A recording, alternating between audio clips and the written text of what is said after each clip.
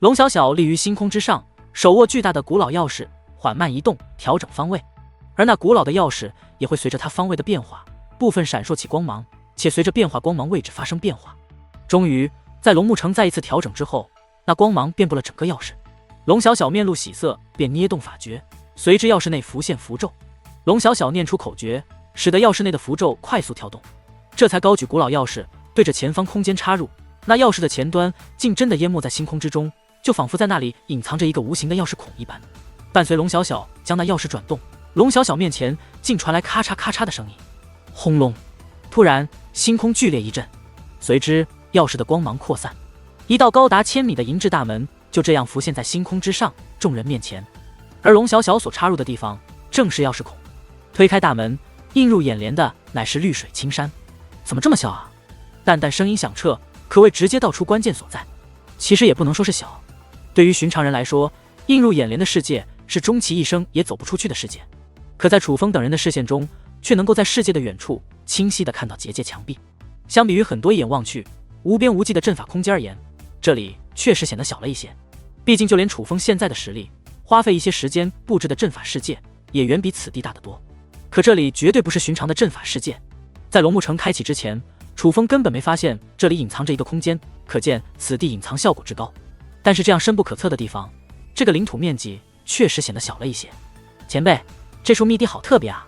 楚风看向龙木城，看似感慨，实则询问。龙木城也是明白楚风的好奇，于是道：此地确实较为特别，但这里是什么地方，我也不太清楚，只知道是那位大人存放宝物的地方。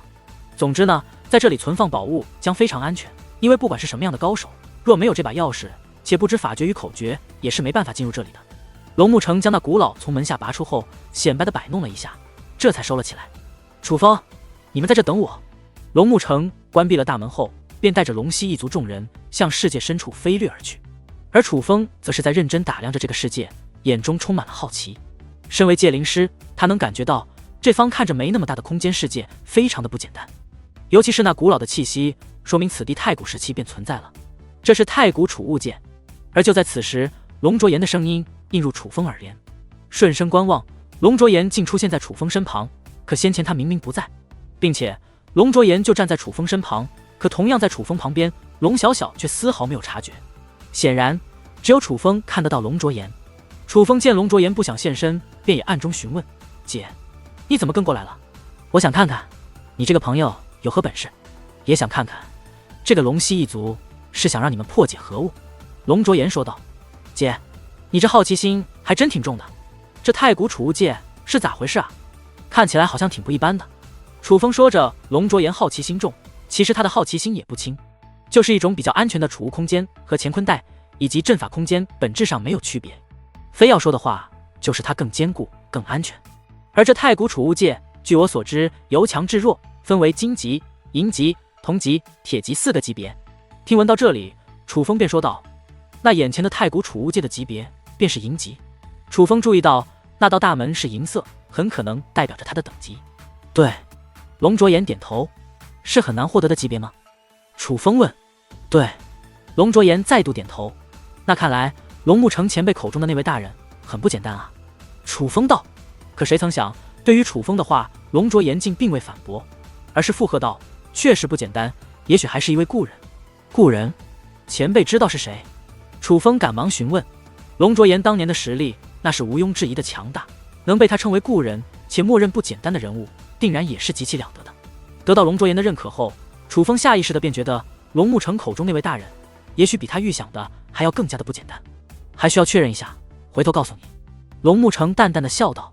而此刻这方天地开始颤动，颤动源自于世界内的一片湖泊，湖水四下翻腾，一道磅礴之物正缓缓自湖中升起。当此物彻底浮现，可见那是一个高达10000米之物，长方形，木制品，像是剑匣，又像棺材。此物乃远古之物，但气息却不如这方太古储物界古老，显然是后出现在这里的物品。还真是他，难怪。见此一幕，龙卓岩露出意味深长的笑容。姐，那到底是谁啊？楚风再度询问，因为龙卓岩显然是确定了龙木城口中那位大人的身份，不知道那他们口中的大人是谁，但此物的主人我知道是谁。龙卓岩道。是谁？楚风再度追问。弟弟，天赐神体，你可清楚？龙卓言问。清楚。楚风道。那天赐神体的排名，你说说。龙卓言道。第一名不灭神体，第二名天魔神体，第三名四象神体，第四名涅槃神体，第五名万法神体，第六名天雷神体，第七名日炎神体，第八名皓月神体，第九名轮回神体，第10名四凶神体。姐，对吗？楚风讲述过后，对龙卓言询问道。关于天赐神体排名，他是听王强讲述过，但现在的事情基本都源于远古，所以楚风也不确定是否准确，也想让龙卓言确定一下。那东西的主人便是万法神体的主人，我们那个时代，他被尊为万法大帝。龙卓言道。万法大帝，那岂不是极其强大？楚风惊叹。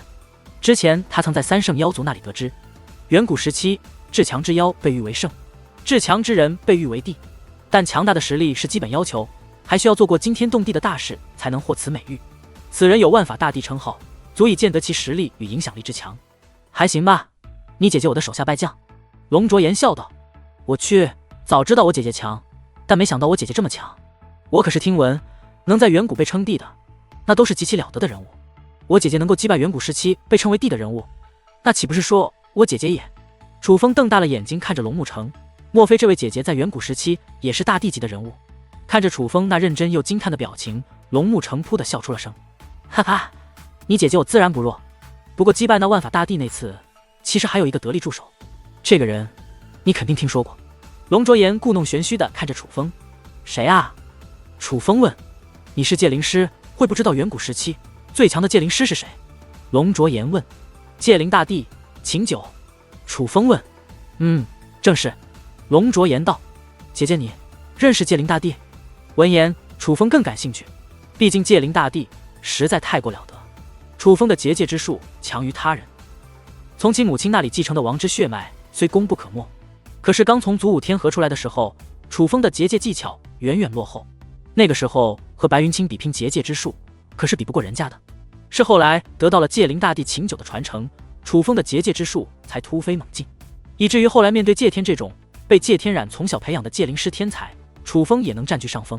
虽然从未见过秦九，可在楚风心中，秦九与自己师尊已是没有区别，绝对是大恩之人。龙卓言认识秦九，而龙卓言又在世，那么秦九是否也还在世？若是可以，楚风真的很想亲眼见一见这位戒灵大帝。确实见过不少次，后来勉强算得上是朋友吧，但在那个时候绝不是朋友。那次是我与秦九的第一次见面，那个时候的秦九还不是戒灵大帝，他和我一样都还是后起之秀，虽都已经有了一定名声，但还未到世人皆对我们毕恭毕敬的地步。而当时的万法大帝已得大帝之名。要知道远古时期不太平，发生过不少战役，当时尚还在世的大帝级人物总共还不超过1只手。龙卓言讲到此处还张开了手掌，楚风听得正起劲，都快被吊成翘嘴了。他非常好奇龙卓言与秦九和那万法大帝到底发生了什么，所以也不打断，而是继续听着。龙卓言也是继续讲述，你们这个时候的遗迹，要么是时代初期的人留下的，要么是我们那个时代的人留下的。太古时期的遗迹很少见，因为在我们那个时代就基本将太古时期的遗迹全部挖掘空了，但在当时还是有着许多遗迹没有现世的。那一次是一座太古时期的遗迹现世，因此自然也是来了不少人。进入遗迹没多久，秦九便找到了我，主动提出要与我联手。你姐姐我也是有傲气的，当时喜欢独来独往，何况是一个不认识的人，原本是想拒绝的，但秦九让我看到了一个不能拒绝的理由，他的结界之术尽在我之上，于是勉为其难便答应了合作。后来才知道那个家伙贼得很，原来是他早就发现了那遗迹与我龙族有着一定关系，我身为龙族之人有优势，所以他才找我联手。提及此事，龙卓言脸上还带着些许不爽，因为他清楚若不是自己有用，秦九压根不会找他联手，总觉得他是被算计了。后来呢？楚风忍不住追问。后来嘛，自然而然我们两个走到了最后，只是没想到除了我们还有一个人，那便是万法大帝。遗迹现世时也去了不少势力和人物，但万法大帝是没有露面的。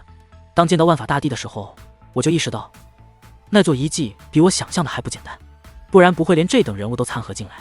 当然见到万法大帝，你姐姐我心里也是发慌，毕竟那可是当时已经名震天下，站在修武界最巅峰的人物之一，而你姐姐我还在崛起阶段，其实莫说是你姐姐我，当时的秦九也绝非万法大帝对手。不过秦九那家伙倒是非常镇定，竟直接摊牌，说那遗迹非我们两个无法破解。万法大帝若想得到其中好处，可与我们联手。话到此处，龙卓言脸庞微微上扬，似是思绪回到了那一日，先是短暂沉默，旋即嘴角又露出了一抹淡淡的微笑。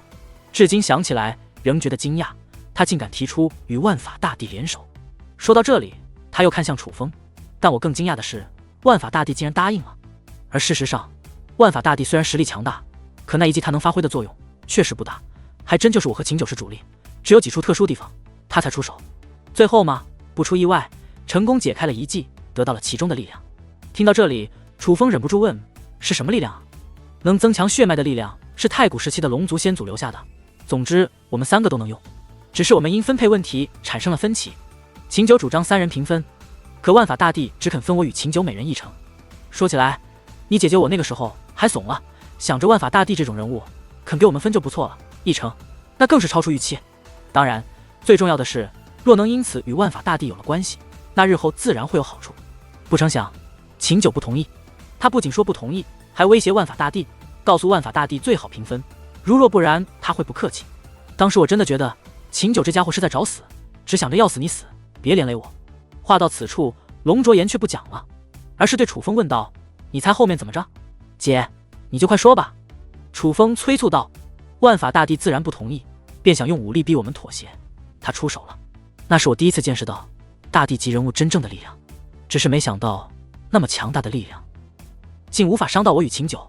秦九那家伙竟留了后手，原来破解那遗迹根本就不需要万法大帝出手，秦九让万法大帝出手破解，实则是他设下的陷阱，万法大帝出手便中了陷阱。